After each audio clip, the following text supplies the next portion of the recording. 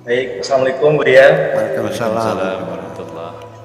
Baik, ini ada saya lebih dalam lagi sedikit lagi Bu ya tentang di sini ada jiwa, jasad dan ruh. Kemudian ada hati.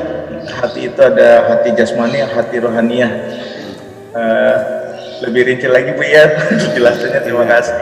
Assalamualaikum. Waalaikumsalam warahmatullah.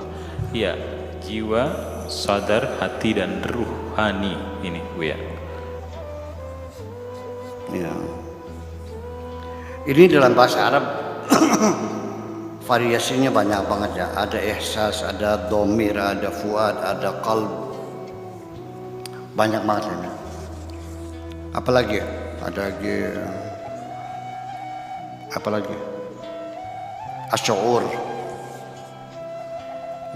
Ini semuanya itu adalah gejala-gejala itu semuanya ya.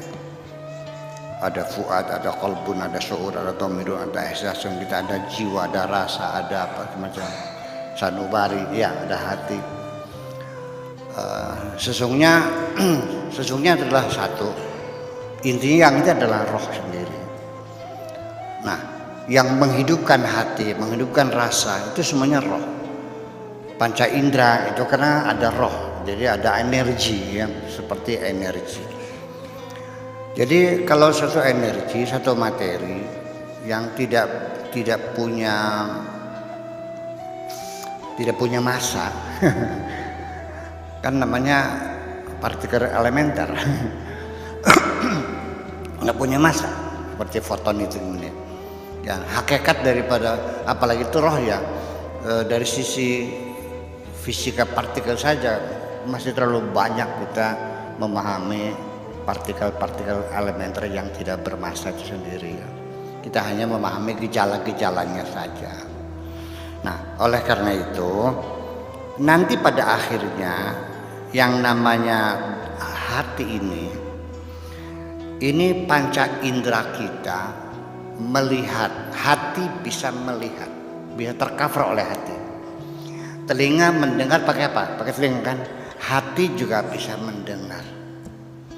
Tangan bisa merabakan, merasakan. Hati juga bisa merasakan. Jadi ada satu potensi, satu energi di dalam hati kita bisa mengcover semuanya. Hati juga bisa memahami, otak bisa memahami, tetapi hati kita bisa memahami.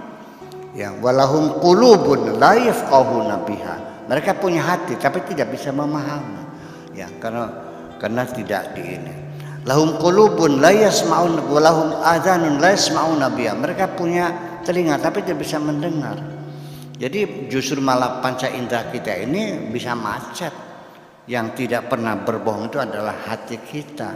Maka dzabal fuadu mara'a, hati kita tidak pernah bisa dibohongi kok. Selalu itu yang lebih benar. Jadi bagaimana kita mendefinisikan sampai sekarang namanya ilmu jiwa, setelah sepakat para ahli baik psikolog maupun psikiater sealam dunia itu tidak ada dan belum ada yang bisa mendefinisikan jiwa. Bahkan ilmu jiwa sendiri itu ilmu yang tidak bisa menerangkan jiwa.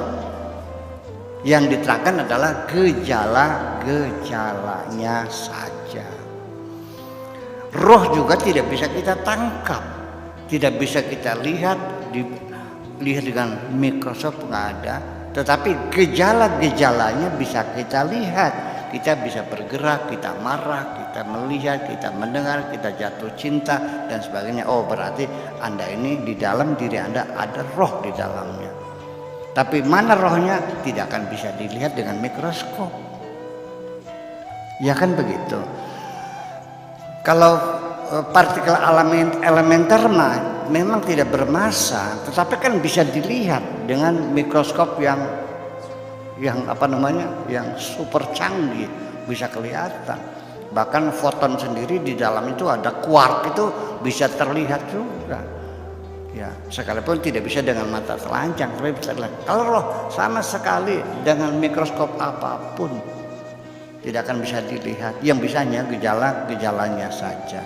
Oleh karena itu, yang ini namanya perasaan, yang ini namanya ingatan, yang namanya kerinduan, namanya kebencian, namanya rasa dendam, ini rasa takut, ini was-was. Itu semuanya adalah kita yang memberi nama-nama semacam itu. Bahkan saya sendiri dibandingkan dengan bahasa Arab, banyak simbol-simbol yang dalam bahasanya nggak ada.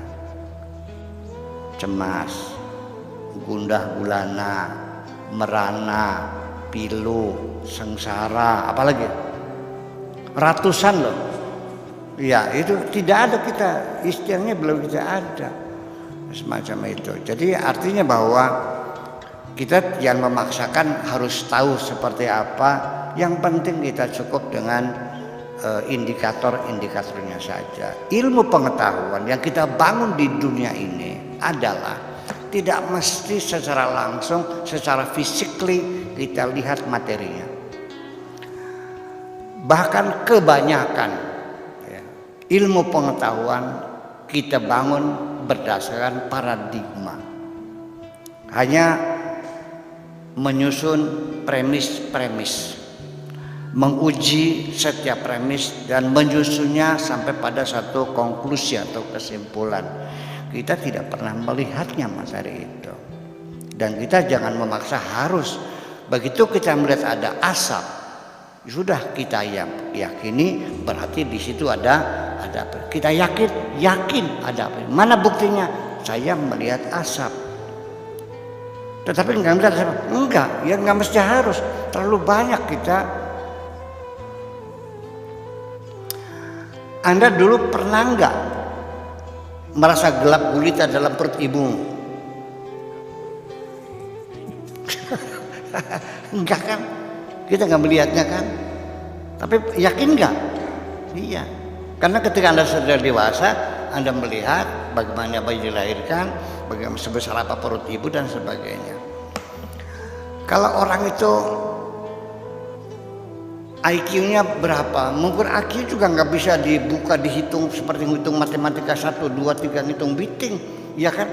Kita kan dengan pertanyaan, dengan kita nilai, oh ini IQ-nya ini 110 lah, ya sedang lah, ya. Kalau 100 kan pas-pasan, 110. Kalau ini 120 cerdas, ini 130. Ini dari mana tahunya? Dari bagaimana dia menjawab pertanyaan. Jadi banyak berbagai kesimpulan-kesimpulan ilmiah, kita hanya mengenal indikator-indikatornya saja. Itulah kira-kira. Nah, akan tetapi itulah makanya karena ilmu itu dibangun berdasarkan paradigma yang baik eksperimentalis maupun paradigma yang non eksperimentalis. Makanya sifat ilmu tetap bahwa ilmu tidak punya kepastian yang mutlak. Kapan-kapan selalu direvisi. Tidak ada ilmu yang pasti. Ilmu fisika yang ilmu pasti ternyata sekarang tidak pasti. Kapan-kapan selalu direvisi. Kenapa? Karena kita tidak bisa melihat sesuatu dari berbagai sudut yang sempurna. Kita hanya mampu melihat dari sudut tertentu. Itulah kira-kira sifat keilmuan. Ya, gitu. Sudah terjawab semuanya? Baik. Oke.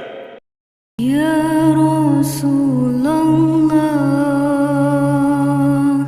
ya Nabi, laka syafa'at.